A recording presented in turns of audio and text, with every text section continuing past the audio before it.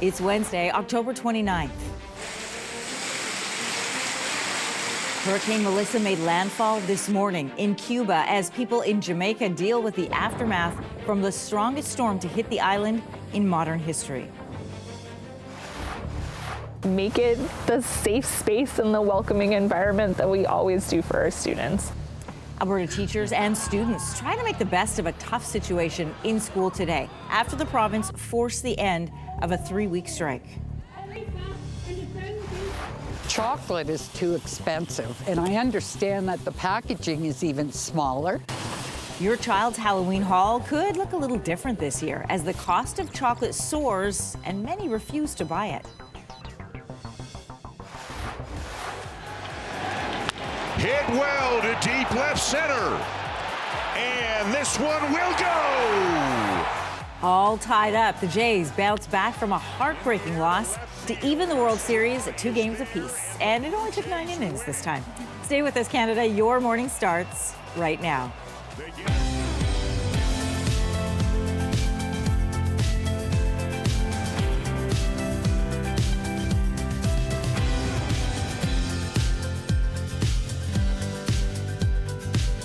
Well, good morning, Canada. Welcome to Your Morning. I'm Anne-Marie Mediwake. Good morning. I'm Lindsey Deluce. I'm Kelsey McEwen. And does anyone else feel like they're running a marathon with baseball? I think it's just you. I've been watching you run back and forth. No. This morning, obviously a busy weather morning with Hurricane Melissa as it's tracking through the Caribbean. Oh, you mean like the tiredness? But the tiredness, and there's another baseball game tonight. I know. And we're thankful there's going to be yet another one that is bringing it back to Canada, back to Toronto on Game 6. Isn't that so good? Do you know what? It is so good. It's so good. It was funny last night at like 10 to 11. Jay turns to me and we're like, oh, wow, it's so early. Yeah. Yeah. At 10 to 11. Daryl didn't make it. Did you make it? Daryl didn't make it. So I made an executive decision last night because I was like, okay, the more important game would be the one tonight of the two. And I was so tired last night that I stopped talking completely. Like the people that I live with, my family were talking. I couldn't respond to them. Your roommates? Yeah. My roommates. Your roommates? Yes. I couldn't respond to them. Somebody in the post-game interviews asked Barger how they're making it through, and he said adrenaline and caffeine. Oh, for sure. Yeah, maybe I should start drinking coffee. I lasted till the 6th, That's though. right, you don't drink coffee. Not yet, but tonight could be the night. Anyway, we will have a recap of the Jays game, but you just mentioned Hurricane Melissa, so let's get a recap on what's happening right now. It did make landfall in southeast Cuba this morning.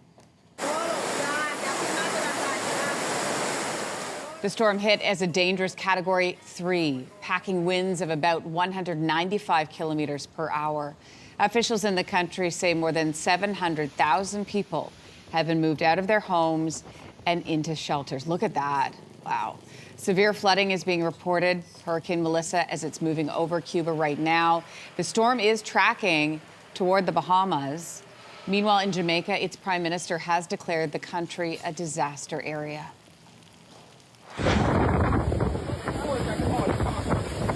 Oh, the images out of the country, unbelievable. Melissa made landfall, as we know, in Jamaica yesterday as a Category 5.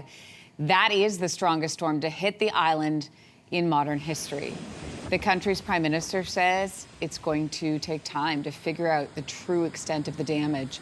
He also says there hasn't been any confirmed deaths linked to the storm, but does expect there will be loss of life. At least 3 people died in Jamaica during preparations for the hurricane.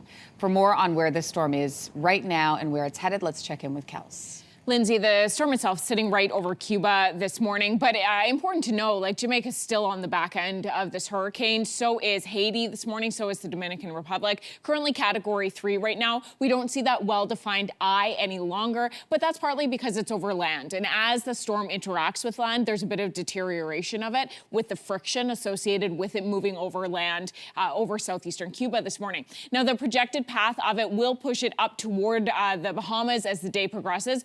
Winds are still going to be elevated right through Cuba this morning. In addition to areas of southern Haiti, we are expecting there to be isolated communities within Haiti as the storm progresses its way northward. So important to note that impact is more than just Jamaica and Cuba. It will also be farther east as well. Storm surge still a factor as this moves its way northward, particularly through the Bahamas today. This will then push its way northward, likely passing west of Bermuda and then out into open waters, largely avoiding Canada. But Lindsay, There is an impact on the rainfall forecast as we head towards Halloween. Part of that will come from Melissa. We'll talk about that coming up. All right, sounds good, Kelsey. Thank you.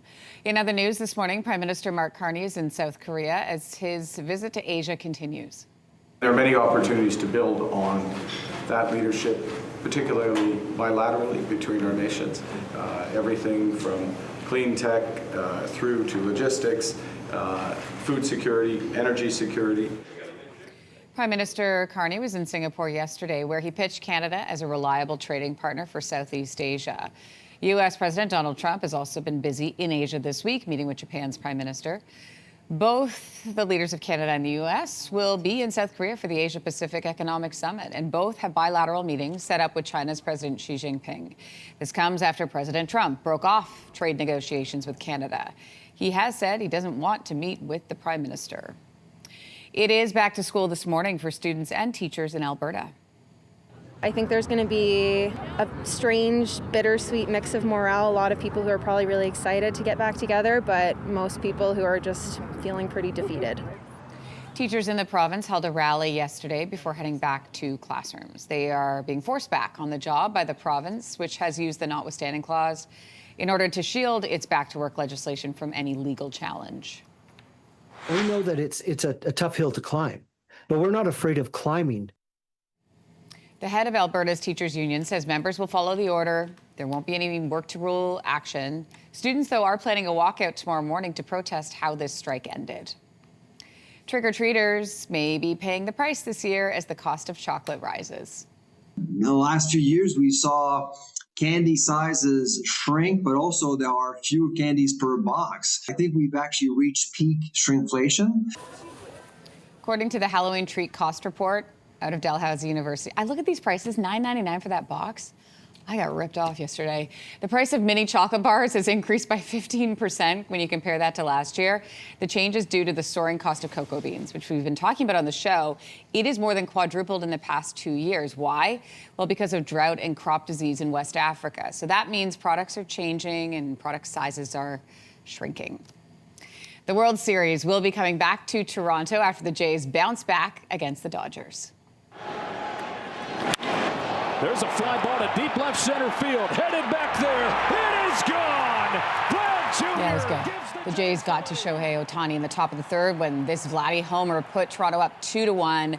Vladdy, by the way, now holding the record for most Jays postseason home runs. Ohtani was also held hitless at the plate. Kind of awesome. Shane Bieber was sharp, holding LA to 1 run through 5 1/3. Chris Bassett and Louis Varland would finish this off with a 6-2 win, much to the relief for Jays fans in LA. It's my first time ever watching the Jays play, and they won. That's amazing. Let's go Blue Jays. Just really exciting. Really good after being here for 18 innings last night. Come on! Yeah, baby. Let's go! And the Blue Jays win. Okay, so with that win on the road, as we know, that guarantees Game 6 will happen in Toronto Friday. Before that, we've got Game 5 to play tonight in LA. It's Trey Savage back on the mound for the Jays, Blake Snell for the Dodgers.